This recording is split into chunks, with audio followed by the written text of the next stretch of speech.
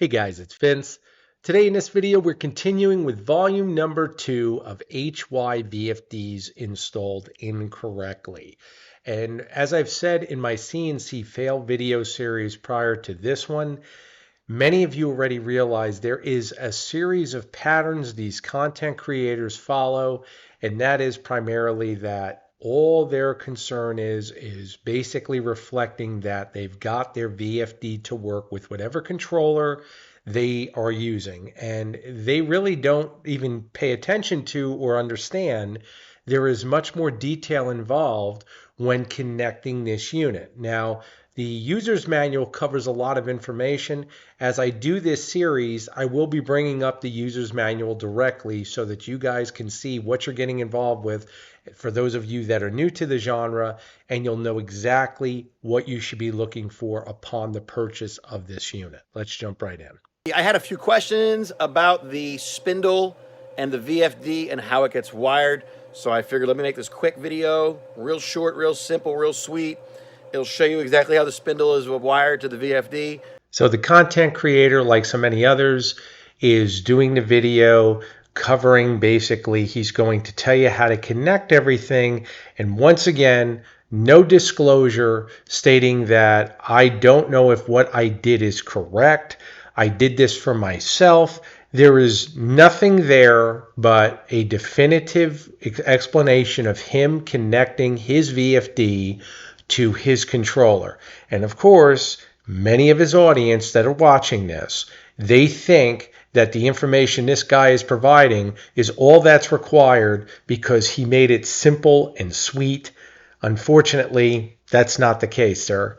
You need to do your research prior to posting videos dealing with this type of equipment. Show you how I have it plugged into the controller, and you'll be up and running once you get your spindle. I, like many of you, love how these content creators all seem to make things sound so simple. They have truly just dumbed everything down to make it ultra easy for everyone to achieve perfect results. Yet what's really interesting is all of these content creators that I'm doing these videos on, if you look at their comments under their videos, there's always a plethora of questions that are following their videos. So if it was so easy, why are we generating so many more questions? The truth of the matter is the CNC genre in itself, dealing with production robotics, is not simple. And that's why the dollar amounts that are requested when you're dealing with this genre are what they are, because it's not simple. And unfortunately, just because you know a wiring pattern or you understand a programming setting to the degree that it functions with your direct controller does not mean you've achieved a stable robot if the wiring being used as a component and also the process being used to wire and ground is not done properly. Unfortunately, these guys, as of yet, have not been held accountable for the misinformation they provide. Right, here's the VFD for the 1.5 spindle. I believe the same one comes with the bigger spindle and the water-cooled. And this is the VFD that's made by Huanyang. Is that how you say it? Huanyang. HY is what they call themselves. And there's the book. Book's terrible, by the way. He explained that the user's manual is terrible. Well, we're going to look at that right now just a little bit. I'm going to insert a video of it, of the images of the pages of the manual in PDF form. You guys can review it. You'll notice that the manual is written in very well written English. You're also going to notice that there are definitions for many of the settings. And realistically, these vendors that are distributing this VFD, like myself, if you purchase a piece of electronics and you are not able to understand the manual, then it's not the manual that is at fault. For some reason, a lot of these content creators have an inferiority complex when it comes to DIY. Do it yourself. That's what it stands for. Well, you can only do it yourself, sir, if you've acquired the amount of knowledge it takes to understand and decipher what you're reading. That's the principle of DIY. Unfortunately, a lot of these content creators or people in general think that this is an easy genre. When they find out it's not, that's where they kind of throw stones at the vendors or throw stones at users' manuals. And realistically, it has nothing to do with that. There is nothing wrong with saying you just are in over your head. All right, so when you get your spindle, sorry about that, it'll come with nothing. This is how it looks. It comes with a cable, but that doesn't have any plug on it. All right, let's start with the basics. Once you purchase your spindle, you can either purchase it by itself without the VFD, or you purchase a combo package with the VFD. If you purchase the spindle by itself, the spindle itself will only come with a connector that requires soldering and installation of a double shielded cable for your spindle. There are some spindles now that are including a pre-made cable. However, it is not the proper double shielded cable. Now, that being said, if you purchase the VFD separate from the spindle, you will only receive the variable frequency drive, and that is it. I do not know what he is talking about. It has never changed. Many of you already know that in this genre. And once again, it's just a content creator spreading misinformation.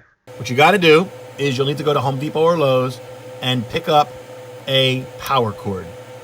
Okay, that's the first step. You need a power cord.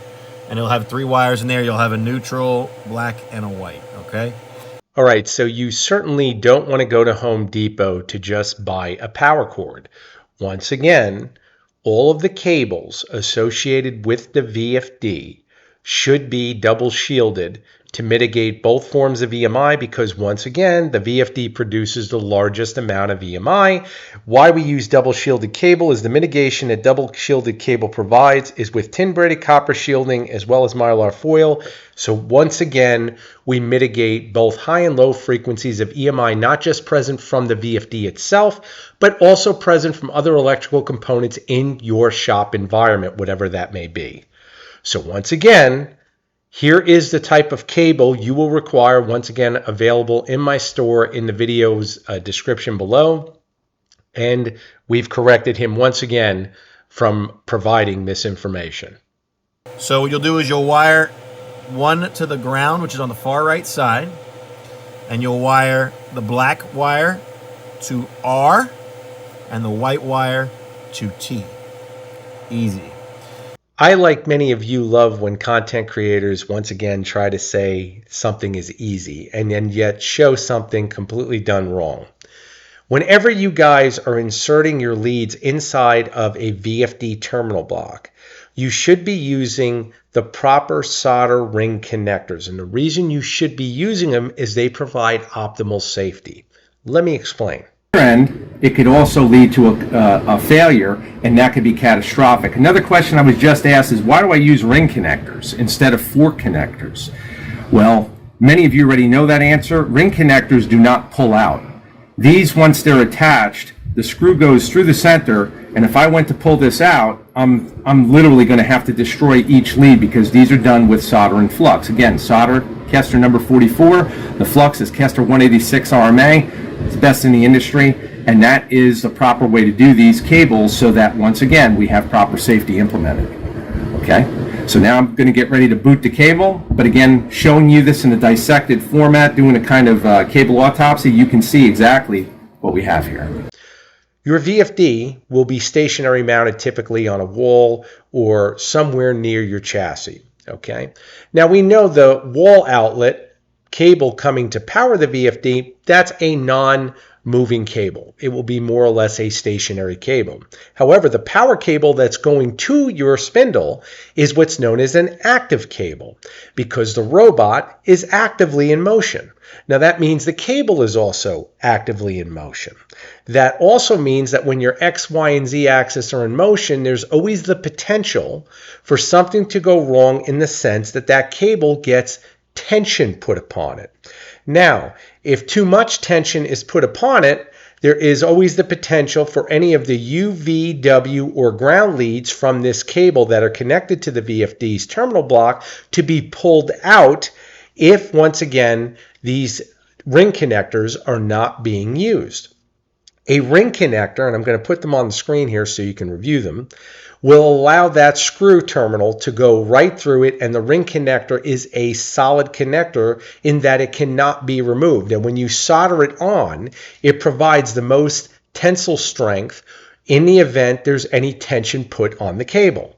Now, of course, most end users we see on YouTube do not use these connectors because, of course, they require more time to install. They're not crimped on. And once again, time is of the essence when you're getting paid by clicks. Guys, be very careful who you listen to. The spindle is my red wire. This wire is shielded wire. I bought this at Home Depot. It's very cheap. I think it ends up being like 49 cents a foot. Many content creators like to highlight the cost of things. And of course, in CNC genre, most of you who already have experience realize very few things of quality in this genre are cheap. That being said, it's really interesting to point out once again, he's saying he's using shielded cable as if he's doing something correctly, and yet he's not even allocated the shield drain or any type of connection to the shield at all to the ground, which we can see right there where we only see 2 leads coming in and nothing is coming out of that cable, which once again is powering the spindle. Simple. These 2 wires, ACM and VI or V1, those get wired to the back of the X controller, and those go into the ground and the PWM. All right, guys, let's be very clear.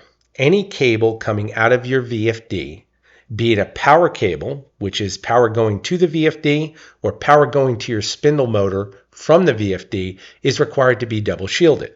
The terminal blocks above the terminal block for supplying power to the VFD or your spindle motor are also required to be double shielded. And why is that? Because that is the data cable that comes off of your controller, coming from the signals of the motion control software to manipulate the spindle on and off feature or speed of the spindle. These are critical signals. They are low voltage signals. In the event they are corrupted, you've once again lost critical control of your robot. So as this content creator covers everything, and again, his famous word is simple, like so many before him, the thing to keep in mind is all he's allocated is a wiring pattern. He doesn't understand that there are unseen frequencies we're working with that can corrupt those signals. And that's why all details matter. And that's why I'm telling you guys, be careful. All cables, regardless of what they are working with, whether it be the power cable going to the VFD, the power cable going to your spindle motor, or data cables coming from the VFD to your controller to work with your motion control software for speed manipulation or on-off cycling, are required to be double shielded. That being said, let me give you guys a little hint of something you can think about. If you notice a content creator, or anyone for that matter, just posting a video and they decide that they're going to show you a controller that they're hooking up to their VFD, but they didn't build the controller, meaning they bought one off the shelf that came with the system, odds are they're not going to be too knowledgeable, because if they were, they would have built their own controller. Think like this. Typically, you're not going to find one guy master one area but not understand another area that coincides with the same component of the robot. So what you're really looking at here is a guy who purchased a controller, then he's trying to figure out the aftermarket unit that he bought to work with his controller, and that's why he had that ta-da moment to show everybody. The unfortunate side is he shot himself in the foot because he's using the wrong cables. Okay, so again, misinformation, regardless of how minute it may seem in this genre, it's really not, because all details are critical. If he tells you the wiring pattern and yet creates a paperweight due to signal corruption through EMI, you have nothing. I have another cable coming out of the 0 to 10, this one right here, and that's going to a relay to control my vacuum. And then when I'm using my laser and the vacuum's not on, I just have an Allen Bradley on-off switch to turn off the vacuum. All right, guys, I don't know if this is your first video joining me in a fail series or if you've taken the time to review my CNC fail video series prior. Either way, if you enjoy this content, I highly recommend you check out those videos. But let's discuss a pattern that I keep beating into everyone's heads that's watching these videos. And that is that these content creators typically follow the same pattern. We see here that the content creator got so excited, he didn't even take the time to go over in his mind, what am I presenting to my audience? We see here a cable that has a definitive split in the cable where one lead on one end is coming out and one lead on the other end is coming out. This is completely unsafe. And once again, all he was concerned about was saying, look at this. I've got the wiring pattern figured out from my controller. They don't even take the time to think about what they're presenting to their audience. There are going to be some people out there, I assure you, in his audience that have wired their system like this and will say, it's done. That's what I typically hear. Well, I watched this guy online and this is done. Then they wonder why they have problems. Should they have done more due diligence? Absolutely. Should there be a better system in place to help implement more safety features when we're dealing with commercial grade electronics in the sense that these can easily kill you if they're wired incorrectly? Yes. Vacuum. Simple. All right. That's step 2. Stand by for the next clip. I'm going to show you where the spindle gets wired. Oh, one more thing. This is very important. You need to run a ground wire, a separate wire from the ground lug to the back of your motor, one of your motors. It just grounds the machine to the VFD, okay? You're just grounding the machine to the VFD. I, like many of you, realize there's only one place on the internet he would get such a ridiculous idea as using the ground terminal on his VFD to ground the CNC robotics chassis would be none other than the CNC forums. This is where the plethora of misinformation originates. Let's go over in great detail how the connection should be. Your VFD will have 2 actual cables utilizing its ground terminal. The first one being the RST, which is the power cable coming into the VFD to supply the unit power. The second one will be the cable that is going to your spindle motor, which is the power output cable, and that will utilize the ground terminal on the UVW side. Now, keep in mind on the RST cable and also the UVW cable, you are going to have your shield drains because each of those cables, the power input cable and the power output cable going to the spindle motor, will utilize that ground terminal as well for their shield drains. That is it for the VFD. Now, as far as grounding the CNC robotics chassis, pending, of course, it's built properly using conductive materials, which again will be a metal composite. In order to do that, you would utilize a ground bus utilizing a star point ground system, which is just a fancy way of saying a terminal splitter where one input, meaning one connection to that terminal splitter, allows for multiple connections independently. And I'm going to put a picture up here to show this. It's a very simple process. A lot of these content creators do absolutely no research, and that's why they're in the predicament that he is. So that is very important as well. And then stand by. I'm going to take this cover off on the next video clip and show you what that looks like. All right, we're back. So what happens is your shielded cable that you get at Home Depot or Lowe's has 4 wires, but you're only going to use 3 of the wires, and you're going to use them. Well, he was nice enough to remove the cover box over the connections of his square body spindle. Now, let's cover in detail these square body spindles and what you need to know, because I do get questions on them, certainly not as frequently as the round stainless bodied units, simply because more end users use them, but the questions still come up, and let's go over them in detail.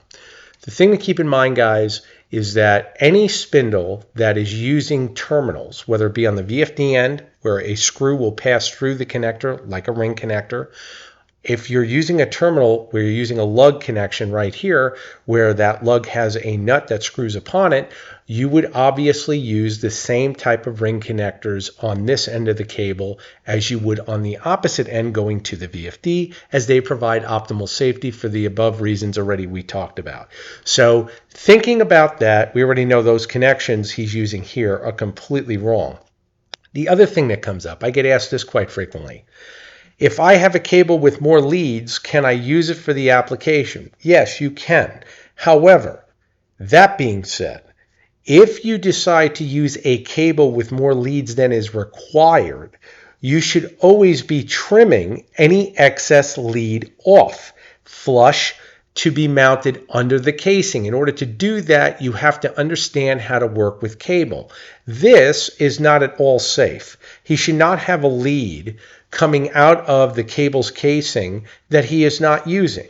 The other thing we see in a lot of these content creator videos, because again, they're in a rush, and of course they probably don't work with this type of cabling frequently, if at all, is that we see the ground, which is conductive shield material, coming out of the cable's casing, whether it be mylar foil or tin braided copper, and it's once again coming out, and if that makes any contact with any of these power leads from the spindle, we are going to have potential issues, especially if that shield is properly grounded. Now, in his case, he didn't ground the shield at all, so not too big of a deal if it did come in contact. However, this is certainly not best practice and should be avoided at all costs. And if you don't know how to work with shielded cable, you should not be working with it, period. And double shielded cable, I'm telling you guys, you better understand what you're getting involved with. It's a completely different animal if you're used to dealing with audio cables that aren't double shielded.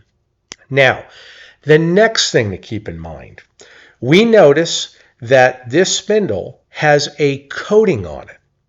Now, why is that coating prevalent?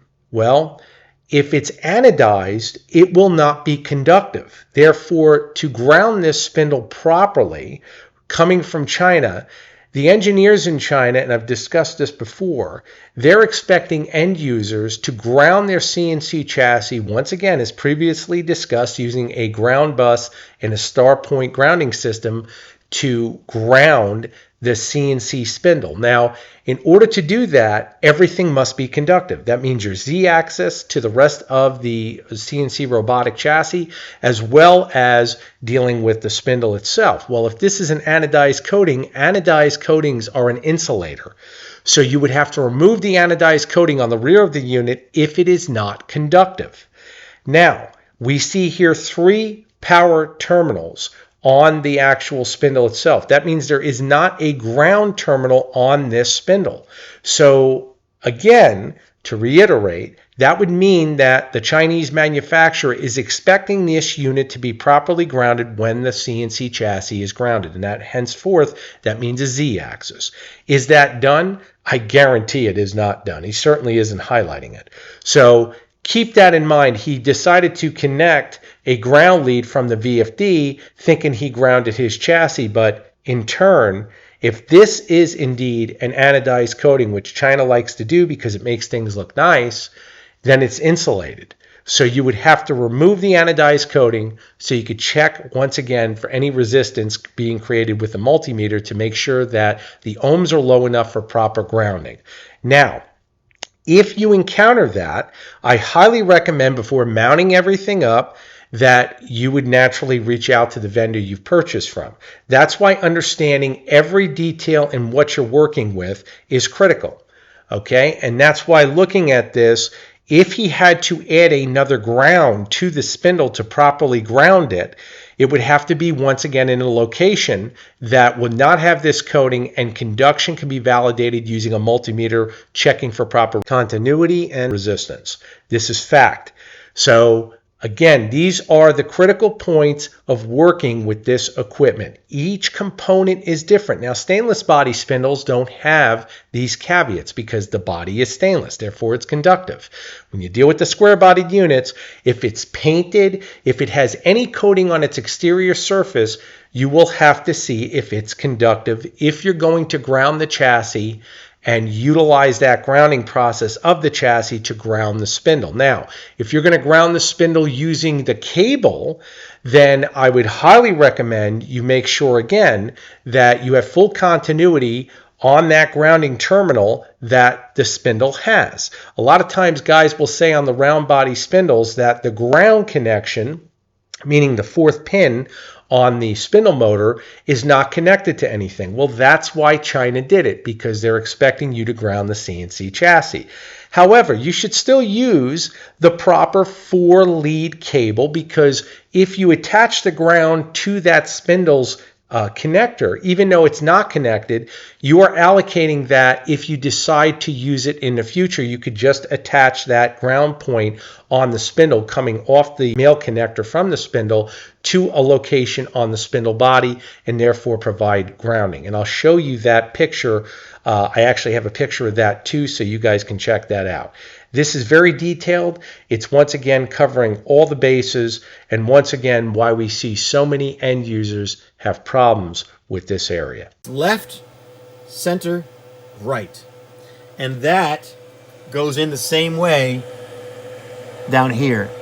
U, V, W. On the VFD, guys, it's irrelevant how you connect the 3 power input leads going to the VFD. Okay, I don't know why he would even discuss that. If he understands 3-phase power input, you're going to have 3 legs that supply power. And UVW on the VFD are those 3 legs. It's irrelevant what cable leads you decide to attach to UVW in which order, as long as they are power leads. I've discussed that here. What I want to show you and discuss in practical application, you can see on our ring terminals here for our spindle cable, just fanning them out a little bit, you can see we've got white, red, and black. And then we have over here a yellow with green stripe and also a silicone lead, which is an extension of the shield drain that comes to this ring connector. So one ring connector actually has 2 leads coming to it. The remaining 3, once again, white, red, black, these colors are arbitrary. Forget the colors. What you need to realize is every lead that you see here is providing a 110-volt leg to your spindle because it's 3-phase. Okay? So in conjunction, when this is connected to the VFD, and you see the VFD labeled UVW, UVW, repeating it, any one color that you see here can be connected to U, V, and W. And when I say any one color, that's white, red, or black, black, red, or white, red, white, or black, black, white, or red. It doesn't matter, because guess what? They're all power leads, okay? What you have on this final lead, this is the most critical lead. I'll say it again. This is the most critical lead not to screw up. The way I'll show you what I bought here, I bought it. It came in, I bought a bunch of it. It came in red. Ask at Home Depot for a security wire, for like a alarm system. One has to ask themselves why someone would select cable with its defined application in its title. He selected security cable that is shielded. Therefore, it's designed for alarm systems. No different than if you select the proper spindle cable, which is double shielded, designed for VFD spindle combinations. The reason these kind of problems exist, guys, and this is the fact, and it may upset some of you, but you know what? That's life. The truth of the matter is that there are a lot of DIY contractors that hang out at Lowe's and hang out at Home Depot, and they think that they can solve every genre and area just by winging it.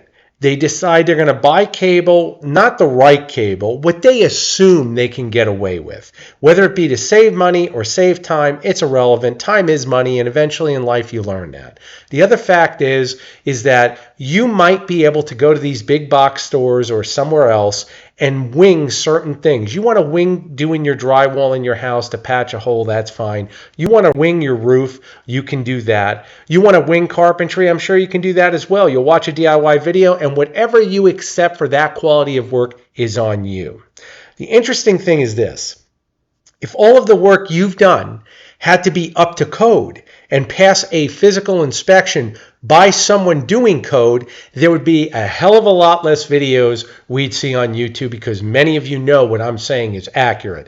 And anyone who's sold a home will tell you when it has to be up to code, most of the stuff we see is not up to code because it costs too much to do it to that level. Unfortunately, CNC robotics is not that way. If you decide to cut corners and jerry-rig things, you're going to find out that it will cost you more time and more money. So if you run a business or planning to run a business, do not listen to unvalidated content creators, as at this point in time, they will get you in trouble. This guy, once again, did not build his controller. He's excited to show a wiring pattern, and he's excited to show you what he did for himself. Unfortunately, we don't know where that went. And I tell my clients all the time, you don't know what he's achieved after this video. Was the machine stable? We don't know. He's not going to tell you if it is or it isn't. Let's be real. So you guys have got to decipher when to spot the knot. And you want it shielded, because shielded is what's going to, for interference purposes with the spindle. You want to have it shielded. And whatever you do, don't let that shielding touch the spindle. It'll short it out. All right, guys, in this video, I've already covered how to connect your spindle power cable to your VFD as well as the spindle motor itself.